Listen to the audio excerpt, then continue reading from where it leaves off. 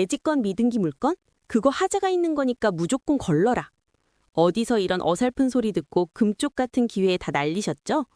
죄송하지만 시청자님, 그런 마인드로는 평생 부동산 경매로 큰돈 못 만집니다. 남들이 어머 이건 위험해 하고 도망갈 때 진짜 고수들은 그 속에서 진주를 캐내거든요. 오늘 다룰 은평구 아파트, 이거 장난 아닙니다. 잘못 계산하면 내 생돈 4억 원을 임차인한테 그냥 기부하고 와야 할 수도 있어요. 근데 말이죠. 이런 지뢰밭 같은 상황을 왜 제가 오늘 여러분께 굳이 가져왔을까요? 오늘 딱 10분만 저랑 이 물건의 뼈대를 같이 뜯어보시죠. 영상이 끝날 때쯤엔 아, 이래서 대지권 미등기가 진짜 노다지였구나 하고 무릎을 탁 치게 되실 겁니다. 자, 두려움을 수익으로 바꾸는 팩트 폭격 설계도 지금 바로 공개합니다. 집중하세요.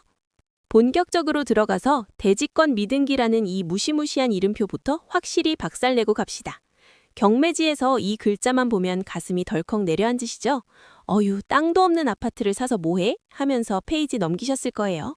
근데 그거 진짜 돈 버는 기회를 스스로 발로 차버린 겁니다. 쉽게 말해서 이게 뭐냐? 건물하고 땅이 서류상으로 잠시 별거 중인 상태라고 보시면 돼요. 비유를 하나 들어볼게요. 여러분이 큰맘 먹고 최신형 벤츠를 한 대 뽑았다고 칩시다. 차는 이미 우리 집 주차장에 딱 서 있고 키도 내 손에 있어요. 근데 구청 전산 오류로 차량 등록증 발급만 며칠 늦어지고 있는 상황인 겁니다. 자, 등록증이 아직 안 나왔다고 해서 그 벤츠가 내 차가 아닙니까? 아니죠. 타는데 아무 지장 없잖아요. 아파트 대지권 미등기도 딱 이 수준인 경우가 99%입니다.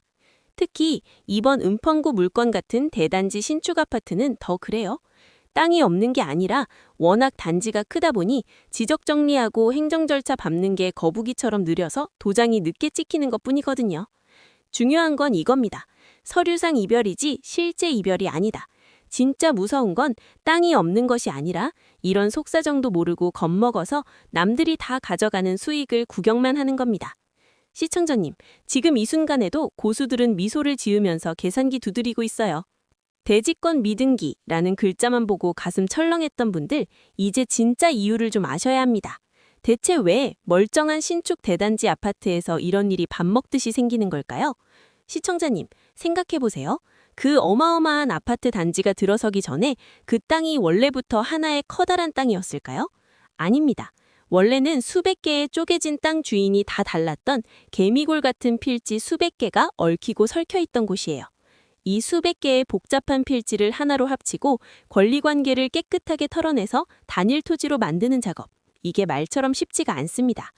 이걸 구청이랑 시청 공무원들이 일일이 서류 확인하고 도장 찍어야 하는데 행정 절차가 빛의 속도로 되겠습니까?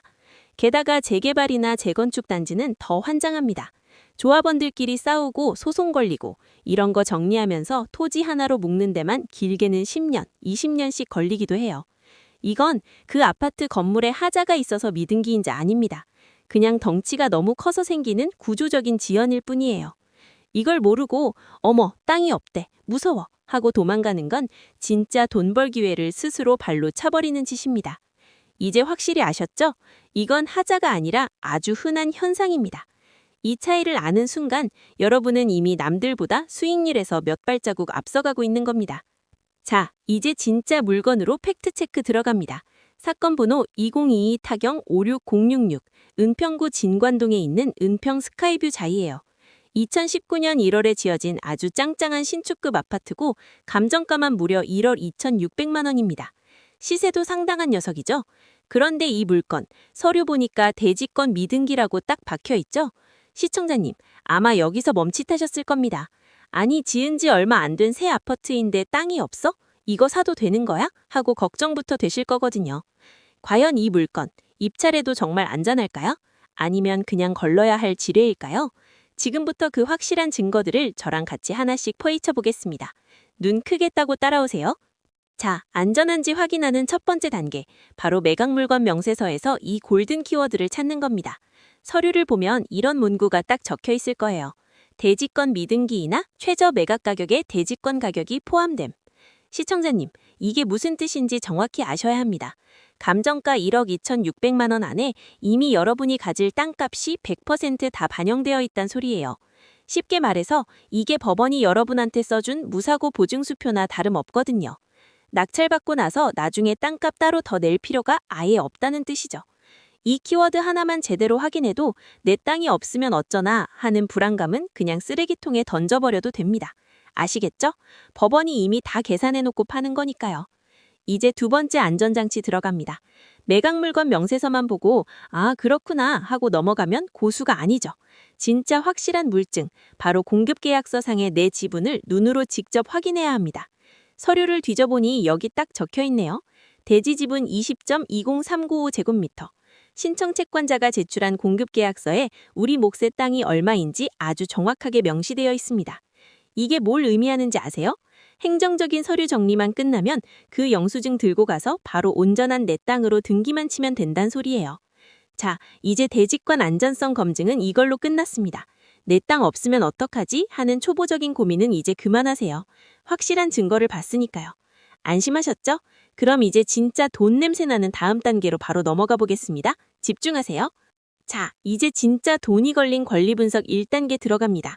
여기서 정신 못 차리면 생돈 날리는 거예요. 우리가 제일 먼저 봐야 할 건 누가 먼저 줄을 섰냐죠. 어려운 말로 말소기준 권리랑 대항력을 따지는 건데요. 날짜 한번 보세요.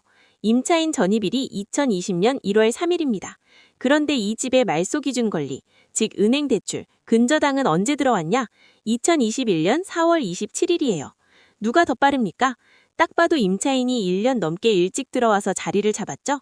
먼저 들어온 임차인은 막강한 대항력이라는 무기를 가집니다. 집주인이 100번 바뀌어도 내 보증금 1원 하나까지 다 돌려받기 전에는 절대 집 안 비워줘도 된다는 아주 무서운 권리예요. 한마디로 낙찰자가 이 임차인을 함부로 내보낼 수 없는 갑의 위치에 있다는 겁니다. 자, 여기까지는 기초 중의 기초입니다. 아, 대항력 있으니까 위험하네 하고 끝내실 건가요?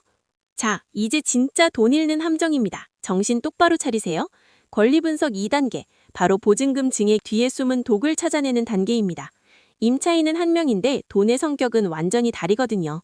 이 임차인 처음엔 보증금 2억 원에 계약하고 2019년 6월 27일에 확정일자를 딱 찍었습니다. 이건 근저당보다 훨씬 빠르죠. 법적으로 최우선 보호를 받는 아주 안전한 돈입니다. 근데 문제는 그 다음이에요. 2차 계약을 하면서 보증금을 무려 4억 원이나 올립니다. 그래서 총 6억 원이 됐죠. 근데 이 늘어난 4억에 대한 확정일자는 언제냐? 2022년 3월 28일입니다. 시청자님, 아까 근저당 날짜 기억하시죠? 2021년입니다. 즉 나중에 올린 4억은 은행 대출보다 한참 늦게 줄을 선 거예요. 그럼 법은 뭐라고 할까요? 어이, 처음에 들고 온 2억은 1등 인정. 근데 나중에 꺼낸 4억은 은행보다 늦었으니까 인수 안 해도 되겠지. 라고 생각하고 계신가요? 그럼 이 순위 밀린 4억은 누가 책임져야 할까요? 낙찰받은 여러분이 물어줘야 할까요? 아닐까요? 이 지점이 바로 이번 경매의 수익을 결정짓는 핵심 포인트입니다. 우선 4억의 책임을 먼저 설명드리기 전에 법원이 누구한테 먼저 돈을 쥐어줄지 가상 배당표 작성해봅시다. 1순위는 임차인의 1차 보증금 2억 원입니다. 이 사람이 확정일자를 가장 빨리 찍고 줄을 제일 먼저 섰잖아요. 법원이 그래, 당신이 1등이야 하고 가장 먼저 챙겨줍니다. 이건 너무 당연한 거죠. 그 다음 2순위, 3순위가 누굴까요? 바로 은행입니다. 근저당 약 5,600만 원이죠. 아까 말씀드렸죠? 임차인이 보증금 4억 더 올리기 전에 은행이 먼저 들어와서 자리를 잡았다고. 그래서 은행이 2등으로 돈을 싹 가져갑니다. 문제는 마지막 4순위, 임차인의 2차 증액 보증금 4억 원입니다. 시청자님, 생각해보세요. 은행까지 5억 넘는 돈을 다 가져가고 나면 법원의 금고에 돈이 남아있을까요? 배당금이 여기서 딱 고갈되어 버립니다. 결국 법적으로는 꼴찌로 줄을 서게 된 이 4억은 법원에서 단 한 푼도 받지 못하고 영원 처리된단 소리예요. 자, 법원에서 못 받은 이 4억, 그럼 공중으로 분해되는 걸까요? 아니면 누군가 책임을 져야 할까요? 이제 이번 권리 분석의 하이라이트가 나옵니다. 정신 바짝 차리세요. 법원에서 다 못 받은 저 4억 원, 누가 책임져야 할까요? 시청자님, 바로 낙찰자인 여러분입니다.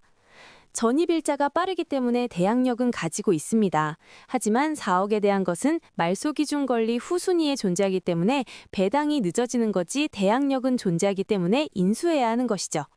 하지만 4억을 모두 인수해야 하는 것은 아닙니다. 배당을 받은 후 남은 금액에 대해서만 인수하면 된다는 것이죠. 이게 바로 대항력의 무서움이에요. 법원이 못 준 돈을 여러분이 고스란히 떠안아서 임차인 손에 쥐어줘야 비로소 그 사람을 내보낼 수 있다는 소리예요. 에이, 설마 내가 4억이나 생으로 물어주겠어? 라고 안일하게 생각하셨다면 지금 바로 그 생각 접으세요. 이건 권유가 아니라 법적인 팩트입니다. 결국 이 물건은 감정가 12억 6천만 원짜리 아파트를 사는 게 아니라 낙찰가 플러스 내 생돈 4억을 주고 사는 꼴이 되는 겁니다. 자, 여기서 중요한 거 하나 나갑니다. 이렇게 4억을 물어주는데도 수익이 나는 구간이 있을까요? 아니면 그냥 이 물건은 쓰레기통에 버려야 할까요? 그 수익의 임계점을 다음 단계에서 바로 짚어드릴게요. 자, 이제 진짜 돈이 되는 데이터 분석 들어갑니다. 정신 바짝 차리세요. 진짜 우리가 봐야 할 숫자는 따로 있습니다.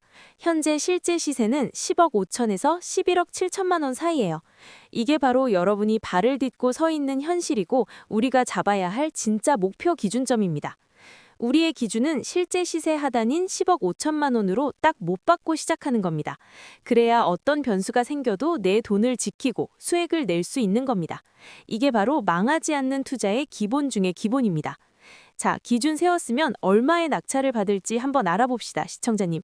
제가 아까 말씀드린 4억 원 기억나시죠? 그거 그냥 무시하고 썼다가는 앉은 자리에서 4억을 인수해서 더 비싸게 사게 될 수 있어요. 자, 정신 바짝 차리고 저랑 같이 계산기 한번 두드려 보시죠. 현재 이 아파트의 보수적인 시세 얼마라고 했죠? 10억 5천만 원입니다. 그런데 우리는 낙찰받자마자 임차인한테 4억 원을 생돈으로 쥐어줘야 해요. 그럼 이 집의 진짜 몸값은 얼마냐?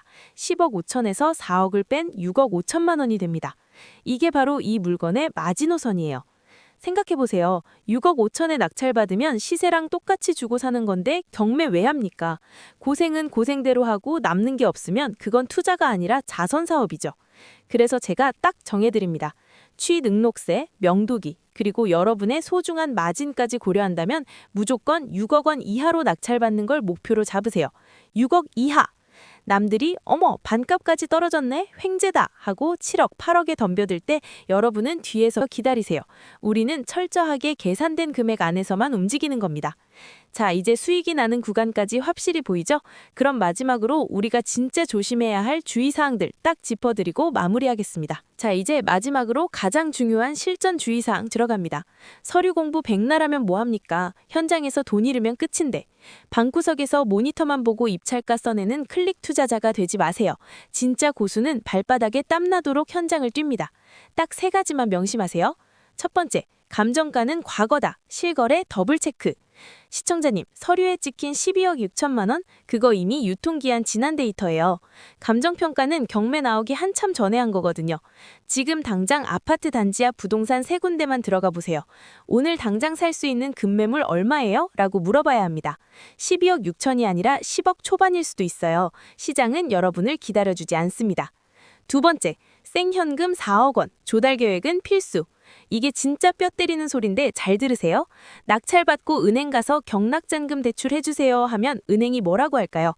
낙찰가에 대해서는 빌려주겠지만 여러분이 임차인한테 따로 줘야 할 그 4억 원은 대출 안 해줍니다. 즉, 내 주머니에 생현금 4억 원이 준비되어 있어야 한다는 소리입니다. 이 자금 계획 없이 덜컥 낙찰받았다간 보증금 몰수당하고 눈물 흘리는 상황 옵니다.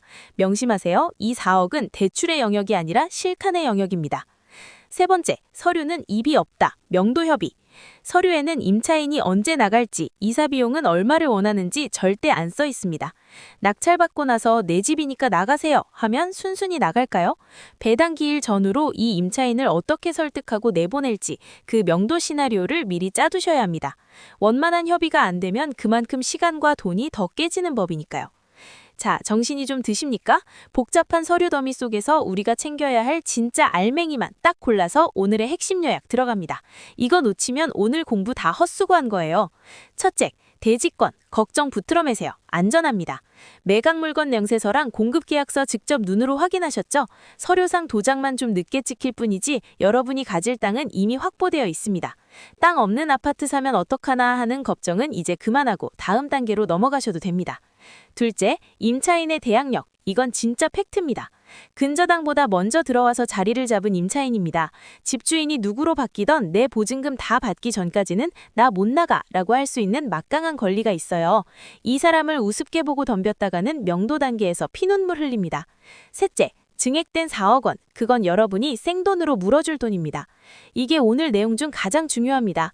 임차인이 나중에 올린 4억 원은 은행 대출보다 줄을 늦게 섰어요. 법원 배당에서 밀려난 저 4억 원, 대항력 때문에 결국 낙찰받은 여러분이 고스란히 안아야 합니다. 설마 하다가 4억 원 생각 못하고 시세보다 비싸게 살 수 있어요. 마지막 결론, 무조건 6억 원 이하로만 움직이세요. 현재 시세가 보수적으로 10억 5천만 원입니다. 거기서 우리가 물어줄 4억 원을 미리 딱 떼놓으세요. 그럼 남는 건 6억 5천이죠?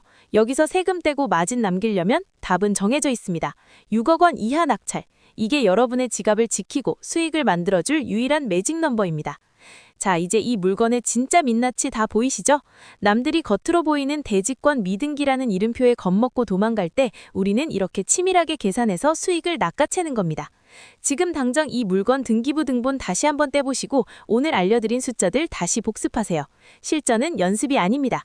지금까지 수달이었습니다. 성투하세요.